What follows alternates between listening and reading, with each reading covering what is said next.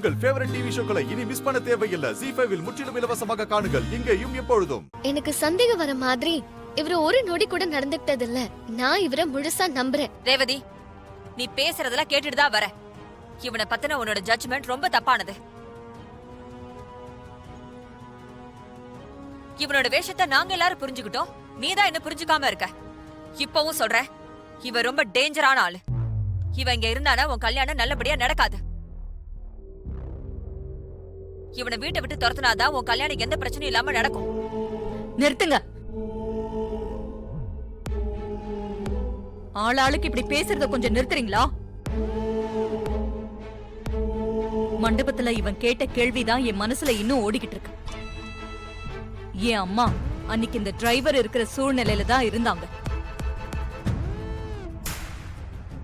நான் எந்த தப்பு பண்ணலன்னு அந்த ராஜா சேதுபதி கிட்ட எவ்வளவோ வாதாடினாங்க. ஆனா அந்த ஆளுதான் தப்பு பண்ணிட்டான். அந்த தப்ப நான் பண்ண மாட்டேன்.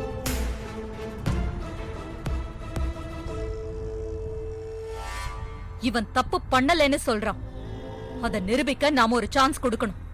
அப்பதான் உண்மை என்னன்னு தெரிய வரும்.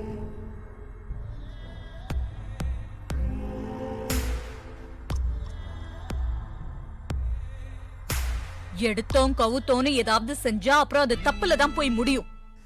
அக்கா, நான் என்ன சொல்ல வரேன்னா, நீ என்ன சொல்லுவேன்னு எனக்கு தெரியும் சந்திரா. இவனுக்கு ஒரு சான்ஸ் தரதா நான் முடிவை செஞ்சுட்டேன். இன்னும் கொஞ்ச நாள் இவன் இந்த வீட்ல இருந்தா எதுவும் ஆயிடாது. இருக்கட்டும், அவன்தான் அவன் மேல தப்பு இல்லைன்னு நிரூபிக்கிறேன்னு சொன்னான்ல. டிரைவர், நீ கேட்ட மாதிரி என் பொண்ணு கல்யாணம் வரைக்கும் உனக்கு டைம் தரேன். அதுக்குள்ள நீ தப்பு செய்யலன்னு நிரூபிக்கணும். அது வரைக்கும் எப்பவும் போல நீ இந்த வீட்ல இருக்கலாம், டிரைவர் வேலையும் பார்க்கலாம். கல்யாணத்துக்குள்ள நீ குற்றவாளிய கண்டுபிடிக்கலன்னா நீதான் குற்றவாளின்னு நான் உன்னை வீட்டை விட்டே துரத்திடுவேன்.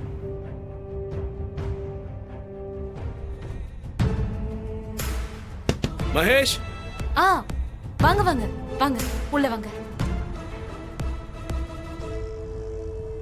வாங்க உட்காருங்க. இருக்கட்டும். மண்டபத்தில் எதுக்கு போய் சொன்னீங்க? நான் உங்களை கட்டையில் அடிச்சேன். நீங்களும் ரேவதியை லவ் பண்றது தெரிஞ்சு உங்க கல்யாணத்துக்கு நான் ஹெல்ப் பண்ணு தானங்க நினைச்சேன். என் மேலேயே பழி போட்டீங்க.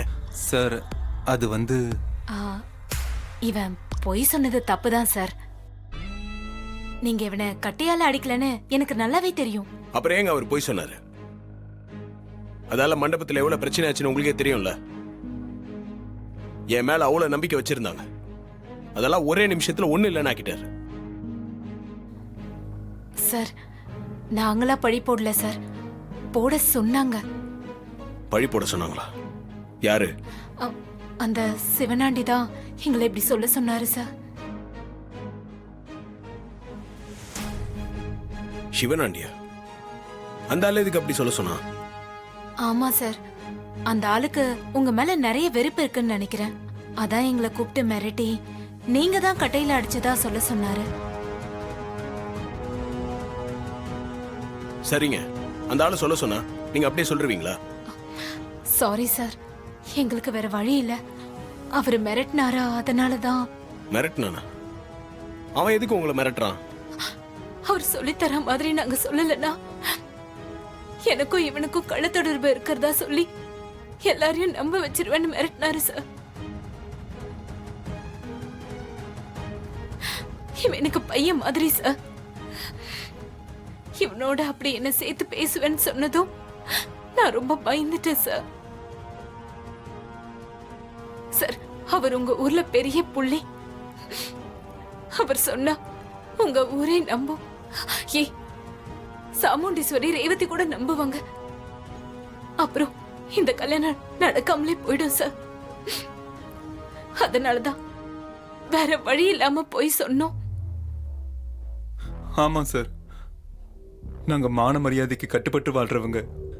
எங்க மேல இப்படி ஒரு பைசலு வந்தா அதை கேட்டுக்கிட்டு நாங்க எப்படி சார் உயிர் வாழ முடியும்? அதான் மனசை கல்லாக்கிக்கிட்டு நீங்க தான் கட்டையால் அடிச்சிங்கன்னு போய் சொன்னேன். ஃபங்க்ஷன் முடிஞ்சதுக்கு அப்புறம் உங்ககிட்ட இந்த உண்மையெல்லாம் நாங்க சொல்லலாம் தான் இருந்தோம். அதுக்குள்ள நீங்களே வந்துட்டீங்க.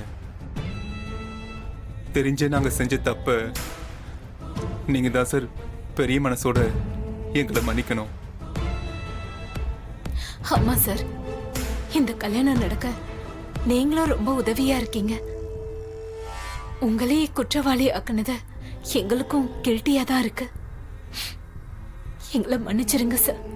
பரவாயில்லைங்க. நீங்க ஏன் போய் சொன்னீங்கன்னு ஒரு குழப்பமா இருந்துச்சு. இப்பதான் அது ஏன் புரியுது. அந்த சிவனாண்டி என் மேல இருக்கிற கோவத்தை உங்களை வச்சு தீர்த்துக்க பார்த்துருக்கான். சார், ஒரு சின்ன விஷயம். என்ன? நாங்க சொன்ன இது எல்லாத்தையுமே சிவனாண்டி கிட்ட கேட்டுறாதீங்க சார். அப்புறம் அதுக்கும் அவர் எங்க மேல கோவப்பட்ட ஏதாவது செஞ்சாலும் செய்வாரு சார். அவரை எதிர்த்து நிக்கிற அளவுக்கு எங்களுக்கு திராணி இல்ல சார். ப்ளீஸ் சார், அவர்கிட்ட எதுவும் கேட்டுறாதீங்க. ஆமா சார், அவருக்கு தெரிஞ்சா எங்க உசுரை எடுக்க கூட தயங்க மாட்டாரு. நீங்க தான் சார் இந்த விஷயத்துல இருந்து எங்களை காப்பாத்தணும். கவலைப்படாதீங்க, அந்த ஆள்கிட்ட எதுவும் கேட்க மாட்டேன். ம். எனக்கு டவுட் இருந்துச்சு, அதை கிளியர் பண்ணிக்கலாம் தான் வந்தேன். சரி, நான் வரேன். இந்த சதியில ஒரு லேடி இன்வால்வ் ஆயிருக்காளா? ஏப்பா, இன்வெஸ்டிகேட் பண்ணா திடுக்கிடும் தகவல்கள் ஏற்கப்பட்டது கிடைக்கும் போல இருக்கே. ஆமா, லேடிஸ் தான் இன்வால்வ் ஆயிருக்காங்கன்னு நீ டவுட் பண்ற அளவுக்கு இதுல என்னாச்சு?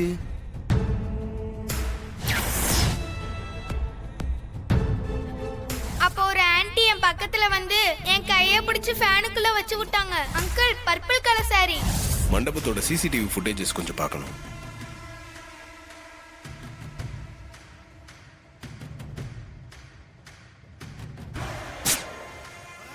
இப்ப பவர் வந்துடும் சார். சரி, ஜெனரேட்டர் ஆன் பண்ண சொல்லுங்க. அது இப்ப செக்யூரிட்டி ஆன் பண்ணிடுவார் சார். சரி வாங்க சார், நம்மளே போய் சொல்லலாம் வாங்க. சார், ஜெனரேட்டர் ஆன் பண்ணதுக்கு சார். அங்க யாரோ மெயின் ஆஃப் பண்ணி வச்சிருந்தாங்கன்னு ஆன் பண்ணிட்டே இப்ப பவர் வந்துருச்சு.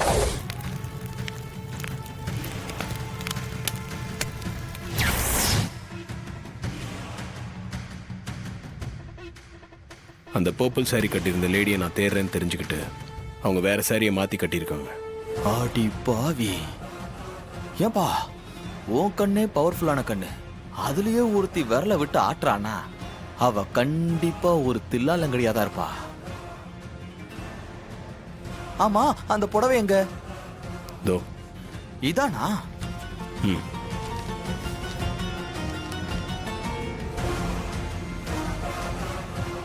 ஆ,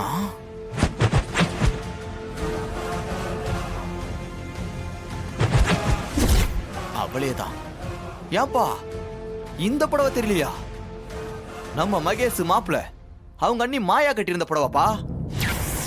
ஜீ5 ஆப்பை டவுன்லோட் செய்து அனைத்து எபிசோடுகளையும் இலவசமாக பாருங்க.